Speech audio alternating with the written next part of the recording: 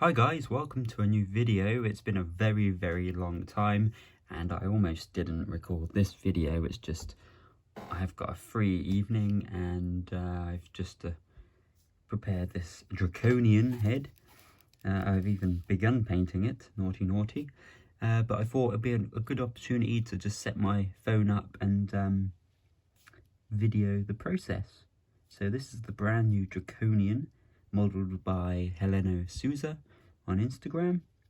He's now become a very good friend of mine who does all of my monster heads, and this will be available the 2nd or 3rd week of April. And of course, if you're watching this in the future, then they've been and gone, I'm afraid. But yeah, so it's one of my favourite head sculpts so far. I think you can agree it's rather stunning, and I'll even try and zoom in on it before we get started. There we go, there's a good look at the detail on it. We do have an ogron as well coming. I'll try and showcase that in a different video. I'm sorry I haven't been very active on the video front. I've been very busy, which is good. So let's get started on this guy. First of all, I've taken deep green and a bit of matte black by Vallejo Model Colour. I've mixed these together and I've got this really dark green, which I'm using as a base coat for the Draconian. And the nice thing is with these 3D prints is, obviously because they've got loads of layer lines, the paint adheres really nice. So you don't have to worry about the paint like pushing its surface apart. So you know when you get that sort of weird webby sort of look, which is very frustrating. But anyway, I'm starting with a dark green. It can be any green, and that is my base coat for the Draconian. When you've painted the base coat and left it to dry, it'll look something like this, and it will dry to a pretty matte consistency because of the matte black paint that I mixed with the green. It sort of inherits the properties, so it's dried nice and matte. It looks black on screen here, but you get it in the right lighting, it is a very dark green base coat.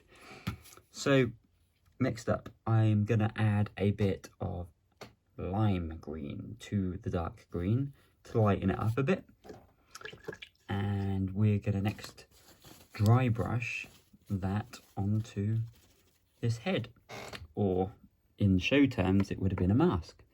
So I'm going to get a little bit on the brush, I'm going to get a little bit of a painty tissue, and I'm going to just rub the paint off my brush so there's a very minimal amount on it. And now I'm going to get the head and I'm just going to attack it. It'll be a very subtle effect at first, because after this we're going to add a little bit more green to lighten it up. I don't even know if it is showing up. It's not really. So I'm going to add a bit more green so you can see the effect. Right, I've now just mixed a little bit more green. As you can see on the brush, it's a lot brighter. I'm now going to rub it off into my little tissue, just to make sure there's a very minimal amount on there. And I'm just going to move my water pot because it's in the way. And here we go. Take 2. Now the positives are here. If you really rub your brush into the tissue and get a lot of the paint off, it means you'll have to work a little bit harder when it comes to this phase, but the paint will go on in a very natural kind of way. I'll give you a comparison in a moment. So Just keep attacking it, get all those raised areas. And I think you can now begin to start to see a bit of highlight. If I compare the two sides, you start to see it coming in, and I might even add a bit more green to enhance it.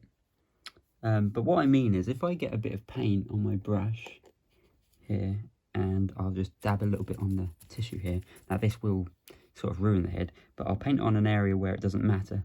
So if I was to dry brush it on here now, look how that's gone on there.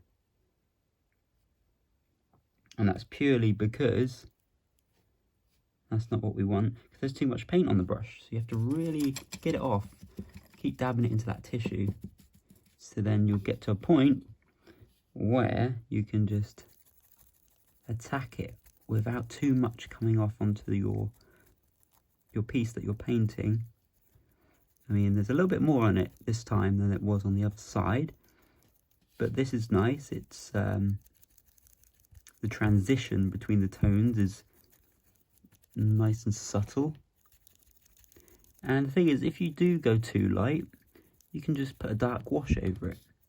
And it'll dull it down and get in all the little crevices. But the camera's not picking this up as well as it looks in person. But that's a start. So I'm going to now mix a bit more of the lime green and dry brush it again.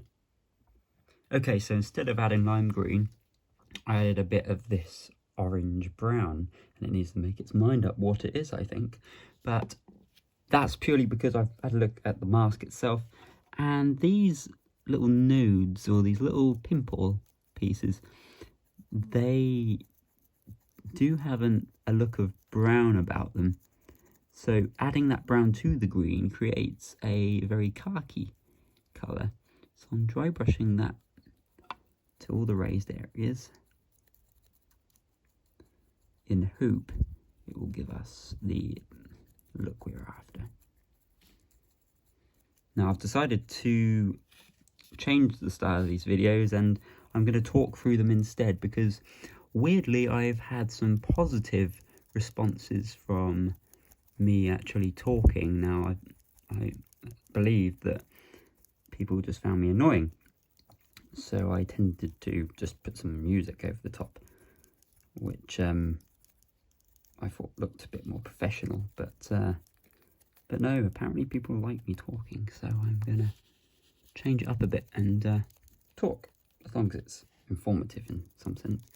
But anyway, you can now start to see the tones on camera finally, but I'm gonna carry on doing this and show you how he looks once he's completely dry brushed. So I'm quite happy with this.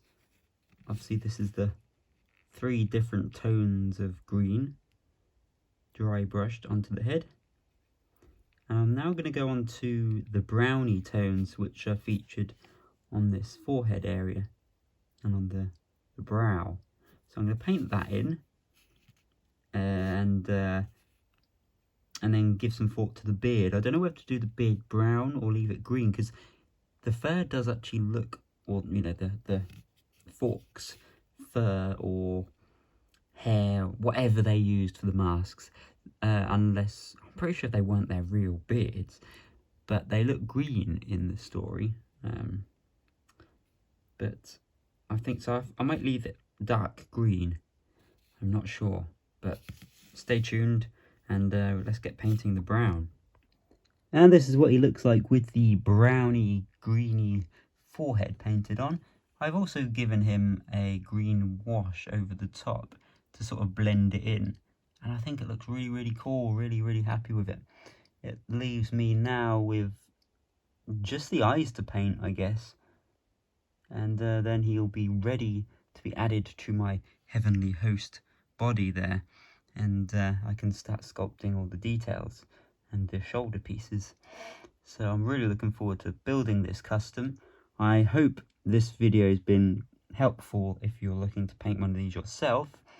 Now, when it comes to the eyes, I'm just going to use a toothpick and maybe paint the actual eye itself grey, and then put a little black pupil on with a toothpick. However, I'm not going to do it on camera because I just don't have the right setup to show it. So instead, come over to my group on Facebook, Custom Doctor Who Heads by NDW Design and Heleno Souza. Join and check out all the custom works in there and all the links to brand new heads we're selling. And it's just the place to be if you want to get in on this really awesome custom Doctor Who figure range that we're doing. So until the next video, take care guys, and thank you for watching.